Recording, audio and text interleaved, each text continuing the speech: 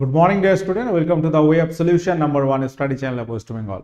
তো আমি তোমাদের ডালটন স্যার, তোমরা এখন পাচ্ছ জিকে ডোজ থেকে ক্লাস নাম্বার 48 48তম ক্লাসে সকলকে স্বাগত জানাই। এবং এখানে আমরা মিক্সড জিকে প্র্যাকটিস আলোচনা করব। এবং আমাদের মে মাসের ক্লাস রুটিন তোমরা পাচ্ছ সকাল 8:30 থেকে আমার ক্লাস থাকে প্রতিদিন সকাল 8:30 থেকে দ্য ওয়ে অফ সলিউশনে। প্রত্যেকে যারা কানেক্ট হয়ে আছে একটু দেখে রাখো আমাদের অন্যান্য স্যারের কখন কোন ক্লাস হয়, এখানে লেখা আছে। এবং আমাদের সমস্ত ক্লাসের ইউটিউব ক্লাসের নোটিফিকেশন তোমরা আমাদের verified Telegram group the way of সলিউশনে পাবে এবং পেড কোর্স আমাদের TWS একাডেমি অ্যাপে পাচ্ছ। ঠিক আছে, চলো আজকের আমরা প্রশ্ন আলোচনা শুরু করব। সহজ প্রশ্ন দিয়ে আলোচনা শুরু করছি। যারা কানেক্ট হয়ে গেছে অবশ্যই সেশনটি লাইক করো, শেয়ার করো এবং শেষ পর্যন্ত কানেক্ট থাকো। বলো, শর্ট সার্কিট বা ওভারলোডিং থেকে গৃহ সরঞ্জামগুলি রক্ষা করার জন্য সব থেকে গুরুত্বপূর্ণ সুরক্ষা পদ্ধতি হলো কি? আর্থিং করা, ফিউজ ব্যবহার করা, স্টেবিলাইজার ব্যবহার করা, বৈদ্যুতিক মিটার ব্যবহার করা। তো শর্ট সার্কিট বা হ্রস্ববর্তনী বা ওভারলোডিং থেকে গৃহের যে সরঞ্জামগুলো থাকে, ধরো ইলেকট্রিক ফ্যান, টিভি, ফ্রিজ, এই সমস্ত বিভিন্ন সরঞ্জাম, এগুলো রক্ষার জন্য আমরা ফিউজ তার ব্যবহার করি। কোনো রকম সমস্যা হলে ফিউজ তারটি বিচ্ছিন্ন হয়ে যাবে এবং কি করবে, এই সমস্ত সরঞ্জামগুলো রক্ষা পাবে, আর কোনো রকম ভারসাম্য থাকে না, অর্থাৎ বিদ্যুৎ প্রবাহটা বিচ্ছিন্ন করে দেবে। এই যে ফিউজ তার ব্যবহার করা হয়, ফিউজ তার ব্যবহার করা হয়, এর একটা বৈশিষ্ট্য রয়েছে। ফিউজ তারের বৈশিষ্ট্য, ফিউজ তার এটি গঠিত হয় কি কি দিয়ে, কোন কোন সংকর ধাতু দিয়ে, কোন কোন ধাতু দিয়ে? ফিউজ তার তৈরি করা হয় টিন এবং সীসা দিয়ে। টিন প্লাস সীসা দিয়ে তৈরি করা হয় ফিউজ তার। এবং এর বৈশিষ্ট্য কি থাকে? এর বৈশিষ্ট্য হচ্ছে উচ্চ রোধঙ্ক হবে, রোধটা অনেক বেশি হয়, এবং নিম্ন গলনাঙ্ক, গলনাঙ্কটা খুব কম হয় যাতে দ্রুত গলে গিয়ে বিচ্ছিন্ন হতে পারে। তো ফিউজ তার সম্পর্কে এই প্রশ্নগুলো কিন্তু আসে। ফিউজ তারের বৈশিষ্ট্য কি? উচ্চ রোধঙ্ক এবং নিম্ন গলনাঙ্ক। আর ফিউজ তার তৈরি হয় কি দিয়ে? টিন এবং সীসা দিয়ে। বলো, 2023 সালে যে ওডিআই ক্রিকেট বিশ্বকাপ আয়োজন হয়েছিল, এটি ছিল কততম বিশ্বকাপ? বলতে পারবে? যেখানে চ্যাম্পিয়ন হয়েছিল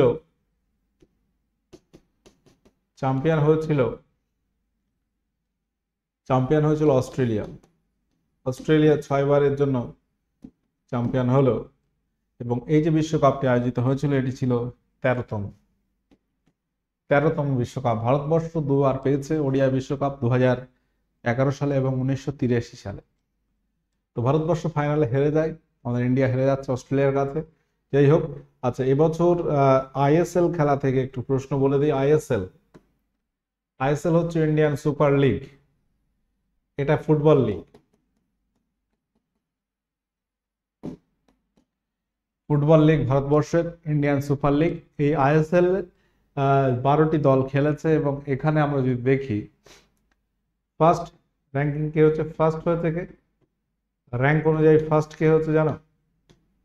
Mohun Bagan FC, Mohun Bagan super giant. Mohun Bagan হয়েছে কি প্রথম। এখানে দুটো বিষয় আছে, যারা প্রথম হয় লিগের ফার্স্ট যারা হবে তারা পাবে একটা শিল্ড। তো ISL এর শিল্ড জয়ী হচ্ছে দল মোহনবাগান, শিল্ড জয়ী দল, শিল্ড জয়ী দল হচ্ছে মোহনবাগান। এবং 2 নম্বর হচ্ছে ISL ট্রফি। এখানে সেই IPL এর মতো কিন্তু 1, 2, 3, 4 র্যাঙ্ক অনুযায়ী একটা খেলা হয়, প্রতিযোগিতার নকআউট খেলা, এবং সেখানে একজন চ্যাম্পিয়ন হয়। ISL যারা চ্যাম্পিয়ন হয়েছে, তাহলে ISL শিল্ড জয়ী। দুটো কথা এখানে মনে রাখতে হবে, একটা হচ্ছে শিল্ড আর একটা হচ্ছে ট্রফি। একটা হচ্ছে শিল্ড, একটা হচ্ছে ট্রফি। ISL ট্রফি যেখানে মোহনবাগানকে হারিয়ে দিল মুম্বাই FC। ISL ট্রফি জয় করেছে মুম্বাই FC। কোন দল? মুম্বাই FC। ISL ট্রফি জয়ী দল। শিল্ড জয়ী দল হচ্ছে মোহনবাগান, সুপার জায়ান্ট এবং ট্রফি জয় করেছে মুম্বাই এফসি। দুটো পয়েন্ট মনে রাখবে। ওকে, কত বছর মোহনবাগান চ্যাম্পিয়ন ছিল, কিন্তু শিল্ড জয় করেছিল মুম্বাই। এবার মুম্বাই আইপিএল জিতেছে, শিল্ড জয় করেছে মোহনবাগান। আচ্ছা, 2023 সালের পরে পরবর্তী ফুটবল বিশ্বকাপ হবে, সরি ক্রিকেট বিশ্বকাপ হবে 2027 সালে। তোমরা বলতে পারবে 2027 সালে হোস্ট কান্ট্রি কি? 2023 সালে ভারত হোস্ট করে, এখানে ইন্ডিয়া হোস্ট করেছিল। 2023 সালে ইন্ডিয়া হোস্ট করে, নিম্নের কোন খেলোয়াড় সবচেয়ে বেশি গ্র্যান্ড স্লাম জয় করেছেন? সব থেকে বেশি গ্র্যান্ড স্লাম জয়ী প্লেয়ার কে? গ্র্যান্ড স্লাম এটি দেওয়া হয় কিসের? টেনিসে। টেনিসে গ্র্যান্ড স্লাম বলতে কোনগুলো বোঝায়? টেনিসের টোটাল একটা বছরে কটা গ্র্যান্ড স্লাম হয়? 4টি গ্র্যান্ড স্লাম হয়। একটা অস্ট্রেলিয়া, একটা উইম্বলডন ওপেন, একটা ফ্রেঞ্চ ওপেন, একটা ইউএস ওপেন, এই হচ্ছে 4টি গ্র্যান্ড স্লাম।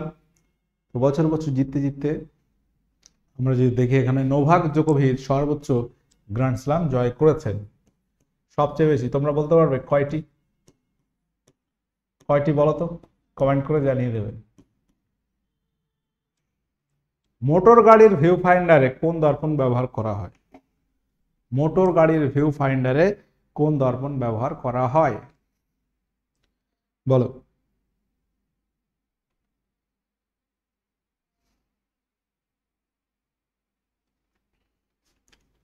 মোটর গাড়ির ভিউ ফাইন্ডার অর্থাৎ মোটর গাড়িতে যে দর্পণ থাকে দুই দিকে দুটো, তো সেখানে উত্তল দর্পণ ব্যবহার করা হয়।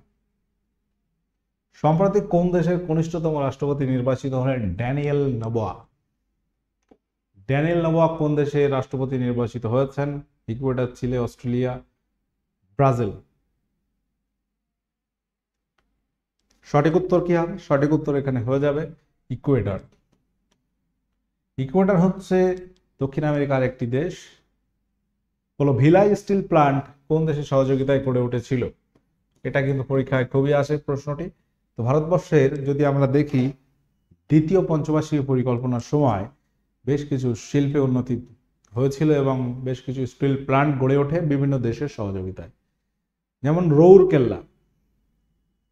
রৌরকেল্লা জার্মানির সহযোগিতায় গড়ে ওঠে, দুর্গাপুর ব্রিটেনের সহযোগিতায় গড়ে ওঠে, ভিলাই স্টিল প্লান্ট গড়ে উঠেছিল সোভিয়েত রাশিয়ার সহযোগিতায়। পরবর্তী প্রশ্ন, ভারতের 2024 সালে প্রজাতন্ত্র দিবসের চিফ গেস্ট ছিলেন কোন দেশ থেকে?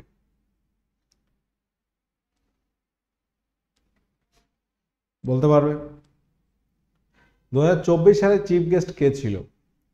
চিফ গেস্ট ছিল হচ্ছে ইমানুয়েল ম্যাক্রন।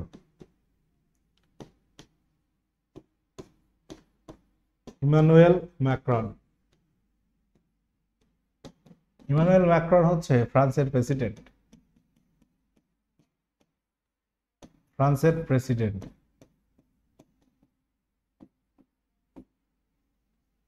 তাহলে ফ্রান্স থেকে ছিল চিফ গেস্ট। আপেক্ষিক তাপ সবচেয়ে বেশি যে তরলে তার নাম কি? আপেক্ষিক তাপ বা স্পেসিফিক হিট ইংরেজিতে কি বলা হয়? স্পেসিফিক হিট বা আপেক্ষিক তাপ কাকে বলে? এর একক কি? একক থেকে প্রশ্ন হয়। আপেক্ষিক তাপ হলো সেই তাপ, কোনো বস্তুর উষ্ণতা, কোনো একক ভরের বস্তুর উষ্ণতা। ধরো 1 গ্রাম ভরের বস্তুর উষ্ণতা তুমি 1 ডিগ্রি সেন্টিগ্রেড বাড়াতে চাও, যে তাপ লাগবে তাকে ওই বস্তুর আপেক্ষিক তাপ বলা হবে। ধরো লোহা, 1 গ্রাম লোহা নাও, লোহার 1 গ্রাম লোহার উষ্ণতা 1 ডিগ্রি বৃদ্ধি করতে যে তাপ লাগবে ওটাই হচ্ছে লোহার আপেক্ষিক তাপ, স্পেসিফিক হিট। তো সেরকম আমরা যদি দেখি জলের আপেক্ষিক তাপ সব থেকে বেশি হবে। জলের আপেক্ষিক তাপ বেশি হওয়ার কারণে দেখবে সেক দেওয়ার বোতলে গরম জল ব্যবহার করা হয়, আবার ইঞ্জিনের রেডিয়েটর ঠান্ডা করার জন্য ঠান্ডা জল ব্যবহার করা হয়। অর্থাৎ জলের আপেক্ষিক তাপ বেশি, এর অর্থ জল তাপটা ধরে রাখতে পারে। অর্থাৎ গরম হলে গরম ধরে রাখতে পারে, ঠান্ডা হলে ঠান্ডাটাকে ধরে রাখতে পারে, যার কারণে এই জল আমরা ব্যবহার করি সেক দেওয়ার বোতলে, গরম জল, এবং ইঞ্জিনের রেডিয়েটর ঠান্ডা করার জন্য গাড়ির ইঞ্জিনের কথা বলা হচ্ছে, এটা আমরা ব্যবহার করি। পাশাপাশি এবার তোমাকে যদি বলা হয় যে বলো আপেক্ষিক তাপের একক কি, তো এটা একটা তাপ, ক্যালোরি। সিজিএস পদ্ধতিতে কি হবে? ক্যালোরি পার গ্রাম পার ডিগ্রি সেলসিয়াস। এটা হচ্ছে সিজিএস পদ্ধতিতে একক। কি পদ্ধতি? সিজিএস পদ্ধতিতে একক এটা, ক্যালোরি পার গ্রাম ডিগ্রি সেলসিয়াস। আচ্ছা, এসআই পদ্ধতিতে কি হবে? ক্যালোরির জায়গায় তুমি তাপের একক জুল লেখো, গ্রামের জায়গায় কেজি লেখো, আর ডিগ্রি সেন্টিগ্রেডের জায়গায় কেলভিন লেখো। এটা হচ্ছে স্পেসিফিক হিট বা আপেক্ষিক তাপের একক। এই তাপ থেকে একটা প্রশ্ন আসে, কোনো বস্তু কি পরিমাণ তাপ বর্জন করলো বা গ্রহণ করলো সেটা আপেক্ষিক তাপের উপর ডিপেন্ডেন্ট। কি সূত্রটা কি? সূত্রটা হচ্ছে এটা H equal to mst। H হচ্ছে বস্তু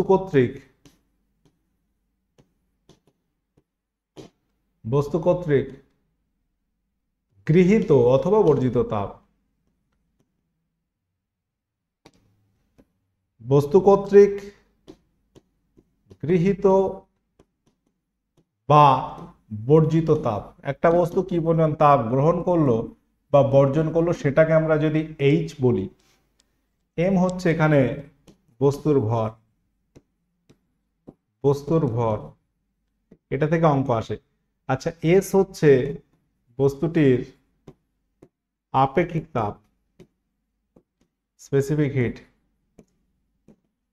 আর এখানে T হচ্ছে উষ্ণতার পার্থক্য।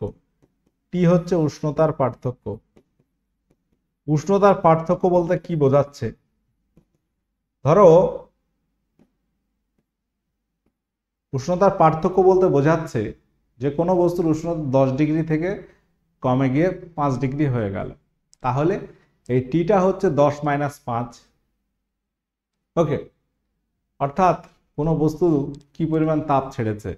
ধরো একটা লোহার টুকরো তুমি গরম করেছো। ধরো একটা লোহার খণ্ড, এটা একটা লোহার দণ্ড, এটা তুমি গরম করেছো, এর উষ্ণতা 100 ডিগ্রি সেন্টিগ্রেড। ঠিক আছে, 100 ডিগ্রি সেন্টিগ্রেড উষ্ণতা ছিল। এটা এবার ধীরে ধীরে ঠান্ডা হতে হতে ধরো 100 থেকে হয়ে গেল 50 ডিগ্রি সেন্টিগ্রেড। তাহলে এখানে টি কত? টি হচ্ছে 100 মাইনাস 50। এবার লোহার একটা আপেক্ষিক তাপ থাকবে, একটা এস থাকবে। এখানে টিটা পেলাম। এইচ কি পরিমাণ তাপ বর্জন করেছে সেটা আমরা বার করতে পারবো কিভাবে? তাহলে এইখান থেকে এই ঘটনা যদি ঘটে, এটা ধরো 80 গ্রামের একটা টুকরো, আর এর একটা আপেক্ষিক তাপ থাকবে, তাহলে এই যে লোহার খণ্ডটা কি পরিমাণ তাপ বর্জন করেছে, তাহলে ক্যালকুলেশন করতে গেলে কি লাগবে? সেই তাপটা হচ্ছে এইচ, তুমি ভর বসিয়ে দেবে 80, লোহার একটা আপেক্ষিক তাপ আছে এস, এবং টিটা হচ্ছে 50, যেটা হবে সেটা। অর্থাৎ কি বোঝাতে চাইছে বুঝতে পারছো? একটা বস্তু কি পরিমাণ তাপ গ্রহণ করছে বা বর্জন করছে সেটা আমরা কিভাবে নির্ণয় করি? এই সূত্রের সাহায্যে, যেখানে এইচ হচ্ছে এটা, এম হচ্ছে বস্তুর ভর, এস আপেক্ষিক তাপ, টি হচ্ছে উষ্ণতার পার্থক্য। এই উষ্ণতার পার্থক্য বোঝাতে গিয়ে এইগুলো কিন্তু আমি বললাম। আশা করি বুঝতে পেরেছ। পরবর্তী প্রশ্ন, বর্তমান 2024 সালে এখন যদি ফিফা র্যাঙ্কিংটা দেখো, ভারতের র্যাঙ্ক কত বলতে পারবে? বর্তমান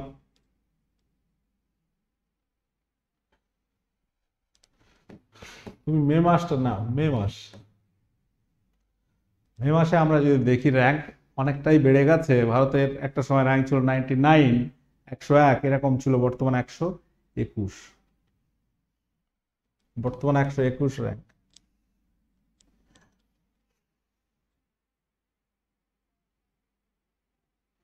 দু সালে ভারতে কততম স্বাধীনতা দিবস পালন করা হলো? 2023 সালে। 2024 সালে কত হবে? স্বাধীনতা দিবস 2023 সালে যদি বলো সেটা হয়েছিল 77তম। 2024 সালে কত হবে? 78তম।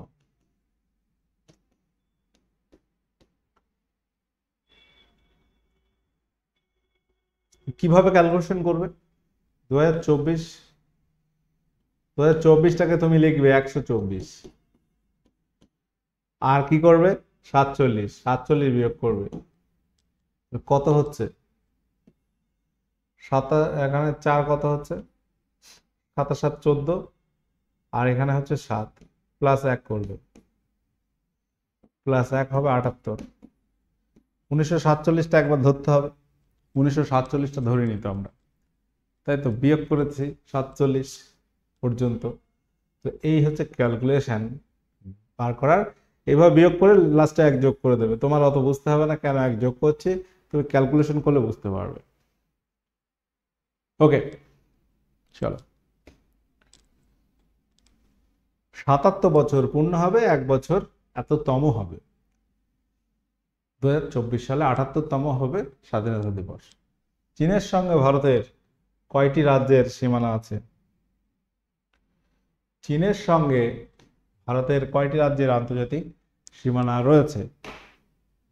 চীন দেশের সঙ্গে ভারতের বৃহত্তম প্রতিবেশী দেশ আমরা জানি চীন, ভারতের বৃহত্তম প্রতিবেশী দেশ হচ্ছে চীন। তো এই চীনের সঙ্গে ভারতের কটি রাজ্যের সীমানা আছে বলতে পারবে? চীনের সঙ্গে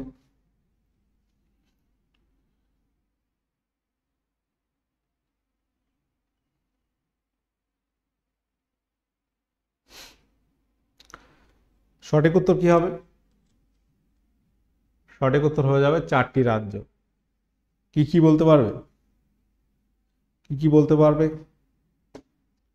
চীনের সঙ্গে সীমানা রয়েছে ধরো অরুণাচল প্রদেশ,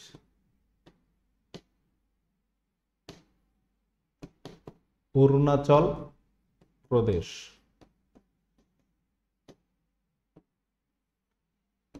সিকিম, আর কি হবে দেখো, অরুণাচল প্রদেশের সঙ্গে রয়েছে, সিকিমের সঙ্গে রয়েছে, আর রয়েছে উত্তরাখণ্ড আর হিমাচল প্রদেশ। উত্তরাখণ্ড, উত্তরাখণ্ডের সঙ্গে সীমানা আছে এবং হিমাচল প্রদেশ।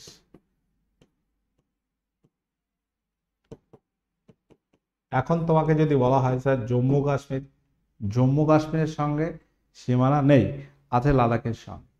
লাদাখ একটা ইউনিয়ন টেরিটরি, এখানে আমরা রাজ্যের কথা যখন বলেছি ইউনিয়ন টেরিটরি আনা যাবে আনা যাবে না, এর মধ্যে ইউনিয়ন টেরিটরি আমরা কিন্তু ধরিনি। তো সীমানা আছে এছাড়াও, তাহলে আমরা বলতে পারি লাদাখের সঙ্গে রয়েছে, লাদাখের সাথে আছে। লাদাখ কি? লাদাখ একটা ইউনিয়ন টেরিটরি, মানে কেন্দ্র শাসিত অঞ্চল। ইউনিয়ন টেরিটরি অর্থাৎ কি? কেন্দ্র শাসিত অঞ্চল। বাবলি নামক একটা বাঁধ, এটি কোন নদীর উপর নির্মাণ করা হয়েছে? বাবলি বাঁধ এটি কোন নদীর উপর নির্মাণ করা হয়েছে? সঠিক উত্তর মনে রাখবে গোদাবরী। এই গোদাবরী নদীটি একটি পূর্ব বাহিনী নদী। পূর্ব বাহিনী কেন বলা হয়? পূর্ব বাহিনী নদী বলা হচ্ছে কারণ এটি পূর্বে বঙ্গোপসাগরে পতিত হয়েছে, মহারাষ্ট্র থেকে উৎপত্তি লাভ করেছে এবং এটা বঙ্গোপসাগরে পতিত হয়েছে। গোদাবরী নদীকে আবার বলা হয় দক্ষিণ ভারতের গঙ্গা, কারণ দৈর্ঘ্যের মধ্যে সব থেকে দক্ষিণ ভারতের যে নদ নদীগুলো আছে সব থেকে দীর্ঘতম নদী হচ্ছে গোদাবরী, একে বলা হয় দক্ষিণ ভারতের গঙ্গা। এই দক্ষিণ ভারতের গঙ্গা নিয়ে কিন্তু কনফিউশন হয় কাবেরীর সঙ্গে। কাবেরী নদীরকে পবিত্রতার দিক থেকে দক্ষিণ ভারতের গঙ্গা বলা হয়, একমাত্র রেসপেক্ট অফ পবিত্রতা, পবিত্রতার দিক থেকে আমরা গঙ্গা নদীকে পবিত্র নদী ভাবি, তাই তো? গঙ্গা নদীকে পবিত্র নদী বলা হয়। তো সেই গঙ্গা নদীকে কম্পেয়ার করা হচ্ছে দৈর্ঘ্যের দিক থেকে, এটা হচ্ছে গোদাবরীকে বলা হচ্ছে দৈর্ঘ্যের দিক থেকে ওভারঅল দক্ষিণ ভারতের গঙ্গা যদি বলো গোদাবরী, কারণ দৈর্ঘ্য সব থেকে বেশি। ভারতবর্ষের দীর্ঘতম নদী গঙ্গা বা প্রধান নদী গঙ্গা, তো দৈর্ঘ্যের দিক থেকে বলা হচ্ছে দক্ষিণ ভারতের গঙ্গা। আর পবিত্রতার দিক থেকে দক্ষিণের গঙ্গা বলা হচ্ছে, বা দক্ষিণ ভারতের গঙ্গা কাবেরী নদীকে বলা হয়। ওকে, এই যে বিষয়টা একটু মাথায় রাখবে। পরবর্তী প্রশ্ন, মাউন্ট থুলিয়ার একটি পর্বত, এটি কোন দ্বীপে অবস্থিত? উত্তর আন্দামান, মধ্য আন্দামান, গ্রেট নিকোবর, দক্ষিণ আন্দামান। এটি অবস্থিত হচ্ছে গ্রেট নিকোবর দ্বীপে অবস্থিত। ভূপেন হাজারিকা সেতু কোন নদীর উপর নির্মাণ করা হয়েছে? ভূপেন হাজারিকা সেতু এটি কোন নদীর উপর নির্মাণ করা হয়েছে তোমরা বলো। খুব ইম্পর্টেন্ট একটা কোশ্চেন আছে, মনে রাখবে। লোহিত নদী আসামে নির্মাণ করা হয়েছে। নীল লোহিত এটি কার ছদ্মনাম? নীল লোহিত এটি কার ছদ্মনাম বলতে পারবে? নীল লোহিত এটি হচ্ছে সুনীল গঙ্গোপাধ্যায়ের ছদ্মনাম। বিশুদ্ধ জলে যদি লবণ মেশানো হয় তাহলে এর স্ফুটনাঙ্ক কি হবে? কমবে, বাড়বে, একই থাকবে নাকি কোনোটি নয়? এর স্ফুটনাঙ্ক কি হয়? বিশুদ্ধ জলে যদি লবণ মেশাও স্ফুটনাঙ্ক কি হবে? বাড়বে, স্ফুটনাঙ্ক বাড়বে। বরফের সঙ্গে যদি লবণ মেশানো হয় হিমাঙ্ক কমে যাবে। বরফের সঙ্গে লবণ মিশিয়ে হিম মিশ্র তৈরি করা হয়, সেটা হচ্ছে গলনাঙ্ক কমে যাবে, আর এটা হচ্ছে স্ফুটনাঙ্ক বাড়বে। সম্প্রতি প্রকাশিত 2023 সালে গ্লোবাল ইনোভেশন ইন্ডেক্সে ভারত কততম স্থানে রয়েছে? মনে রাখবে এটি হচ্ছে 40তম অবস্থানে আছে, 40তম অবস্থানে রয়েছে। তো এখানে এই যে 40তম র্যাঙ্ক 132টি দেশের মধ্যে আছে। এই যে র্যাঙ্ক প্রকাশ করছে কারা? এটা প্রকাশ করছে ওয়ার্ল্ড ইন্টেলেকচুয়াল প্রপার্টি অর্গানাইজেশন, অর্থাৎ উইপো। উইপো একটা সংস্থা যেটা ওয়ার্ল্ড ইন্টেলেকচুয়াল প্রপার্টি অর্গানাইজেশন বলা হয়, এবং এর হেডকোয়ার্টার রয়েছে সুইজারল্যান্ডের জেনেভাতে রয়েছে হেডকোয়ার্টার। জেনেভাতে রয়েছে হেডকোয়ার্টার, ঠিক আছে। এটা ছিল 132 economics global innovation index ranking, sorry 132 না, এটা 132 না, আমার বলা ভুল হয়েছে। 132তম এই যে তোমার ইনোভেশন ইন্ডেক্স 2023-এর র্যাঙ্ক।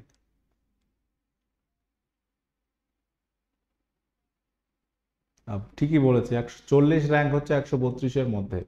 132টি দেশের মধ্যে ভারতের অবস্থান 40। আচ্ছা, তাহলে এটা উইপো এই র্যাঙ্ক প্রকাশ করে। যাই হোক, এবার প্রশ্ন হচ্ছে, যে প্রক্রিয়ার মাধ্যমে কণাগুলোর প্রকৃত স্থানান্তর না ঘটে তাপের স্থানান্তর ঘটে তাকে কি বলা হয়? তাপের সঞ্চালন মানে কি বলতে পারবে? তাপের সঞ্চালন মানে তাপ এক স্থান থেকে অন্য স্থানে যাবে, চারিদিকে ছড়িয়ে পড়বে। তো এই তাপের সঞ্চালনের 3টি পদ্ধতি রয়েছে। কটা পদ্ধতি আছে? 3টি। 1 নম্বর হচ্ছে পরিবহন। পরিবহন এটা হবে কঠিন পদার্থে। 2 নম্বর হচ্ছে পরিচলন। পরিচলন পদ্ধতিতে তাপের সঞ্চালন ঘটে গ্যাস এবং তরলে। 3 নম্বর হচ্ছে বিকিরণ। এই হচ্ছে তাপ সঞ্চালনের 3টি পদ্ধতি। বিকিরণে কোনো মাধ্যম প্রয়োজন হয় না এবং এটাই হচ্ছে সবচেয়ে দ্রুত মাধ্যম। কোনো মাধ্যম বলতে কি, গ্যাস, তরল, কঠিন কোনো মাধ্যম লাগবে না, মাধ্যমের প্রয়োজন নেই।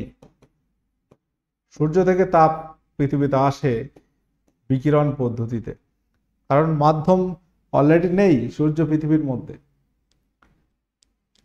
তো এই 3টি পদ্ধতির মধ্যে কোন পদ্ধতিতে তাপের স্থানান্তর ঘটবে কিন্তু কণাগুলো চেঞ্জ হবে না? তুমি যদি জল ফোটাতে থাকো, জল দেখবে জল নিচের জল উপরে এরকম পাক খাচ্ছে, মানে কণাগুলো স্থান পরিবর্তন হচ্ছে। কিন্তু তুমি একটা লোহার রড নাও, এখানে একটা মোমবাতি জ্বালিয়ে দাও, দেখবে কিছু সময় পরে তাপটা এদিক থেকে এদিকে চলে আসছে। তুমি এই যে রান্না করার সময় যে খুন্তি বা হাতা ইউজ করা হয় দেখবে গরম হয়ে যাচ্ছে। বা চাটুই, সসপ্যান, যেগুলো একটা হাতল থাকে, হাতল থাকে কেন? একটা তাপের কুপরিবাহী হাতল থাকে, প্লাস্টিক হোক কাঠের হোক, যার কারণে তোমার ওই তাপটা যেন হাতে না লাগে। অর্থাৎ তাপটা একদিক থেকে একদিকে চলে আসছে, কিন্তু এর ভিতরে যে অণু পরমাণুগুলো আছে বা কণাগুলো আছে সেগুলো পরিবর্তন হচ্ছে না। এটাই হচ্ছে কি, এটা ধরো লোহা, এখানে তুমি হাত দিয়ে থাকো, এখানে মোমবাতি জ্বালাও, দেখবে তাপটা এখানে চলে আসছে। এখানে তো গরম করছো না, কিন্তু এই তাপ এখান থেকে চলে আসছে এদিকে। তো এই হচ্ছে পরিবহন পদ্ধতি, যেটা কঠিন মাধ্যমে ঘটে, মনে থাকবে। আচ্ছা, ওলেরি কালচার, এটা তোমাদের গত দিনের হোমওয়ার্ক ছিল। ওলেরি কালচার কোন বিষয়ের সঙ্গে সম্পর্কযুক্ত? সঠিক উত্তর কি হবে? ওলেরি কালচার হচ্ছে বাণিজ্যিক শাকসবজি উৎপাদন। অপশন ডি সঠিক উত্তর হয়ে যাবে। ফুল চাষ ফ্লোরিকালচার, রেশম চাষ সেরিকালচার, মৎস্য পালন পিসিকালচার। পরবর্তী প্রশ্ন হচ্ছে, কোনো ব্যক্তি সমতল দর্পণে নিজের পূর্ণ প্রতিবিম্ব দেখতে চাইলে তার দৈর্ঘ্য, দর্পণের দৈর্ঘ্য কমপক্ষে ওই ব্যক্তির উচ্চতার কত হতে হবে? সহজ প্রশ্ন এবং এটি খুব ইম্পর্টেন্ট। অর্ধেক হতে হবে। অর্থাৎ কোনো ব্যক্তির দৈর্ঘ্য যদি 5 ফুট হয়, তার পা থেকে মাথা পর্যন্ত দেখতে চাইলে সেই দর্পণ বা আয়নার দৈর্ঘ্যটা হতে হবে অন্তত 2.5 ফুট, অর্থাৎ তার অর্ধেক হতে হবে। আচ্ছা, আমাদের বর্তমানে যে ব্যাচগুলো TWS একাডেমি অ্যাপে করানো হচ্ছে, রেলের ব্যাচ, এসএসসি ফাউন্ডেশন ব্যাচ, প্রত্যেকে যারা রেল এসএসসি টার্গেট করেছিলে এই ব্যাচগুলো নিতে পারো। ওকে, ফাউন্ডেশন WBPর কেপি প্রস্তুতির জন্য, এসআই প্রিলিমস এতে হয়ে যাবে, মেন্সের জন্য এটা, এবং তুমি যদি কনস্টেবল চাও WBP কেপি, এই প্রস্তুতি নিলে কমপ্লিট হবে। এনএম জিএনএম এবং প্রয়াস ব্যাচ ফ্ল্যাগশিপ মেন্স পরীক্ষার্থীদের জন্য, মেন পরীক্ষা যারা দেবে তাদের জন্য আর কি, অর্থাৎ মেনের প্রস্তুতির জন্য। কোনো পরিবাহীর যদিও পরীক্ষা হয়নি এখন, ওই ব্যাচটা আমাদের আগে থেকে লঞ্চ করা হতো অনেকের রিকোয়েস্টে। যাই হোক, কোনো পরিবাহীর দুই প্রান্তের বিভব প্রভেদ 75 ভোল্ট। পরিবাহীতে প্রবাহ মাত্রা 0.5 অ্যাম্পিয়ার হলে পরিবাহীর রোধ কত? অঙ্কটা করতে পারবে। সূত্রটা হচ্ছে কি, সহজ সূত্র, V = IR। এখানে V হচ্ছে বিভব প্রভেদ, V হচ্ছে 75। আচ্ছা, প্রবাহ মাত্রা I = 0.5। তোমাকে বার করতে হবে আর কত হবে। তাহলে এখানে তুমি যদি বসিয়ে দাও 75 বসিয়ে দাও। আচ্ছা, হাফ 0.5 মানে হাফ, 1/2 লিখতে পারি। তাহলে এখানে তুমি 1/2 লেখো ইন্টু আর। তাহলে এই 2 দিয়ে 75 গুণ করলে কত হবে? 150 = আর হয়ে যাবে। অর্থাৎ রোধ হচ্ছে 150 ওহম। অপশন বি সঠিক উত্তর হয়ে যাবে। ওকে, পরবর্তী প্রশ্ন হচ্ছে এটা, তোমরা হোমওয়ার্ক করো। বৈদ্যুতিক বাল্বের ফিলামেন্ট তৈরি হয় কোন ধাতু দিয়ে? তো আজকে 22 কোশ্চেনের মধ্যে তোমার স্কোর কত হলো একটু জানিয়ে দেবে। সেশনটা আমরা এখানে এন্ড করছি। প্রত্যেকে যারা কানেক্ট ছিলে, সেশনটি ভালো লাগলে লাইক করবে, শেয়ার করবে। ওকে, কোনো প্রশ্ন থাকলে কমেন্ট করে জানিয়ে দেবে। তো এখানে সেশন এন্ড করলাম। ওকে, টাটা।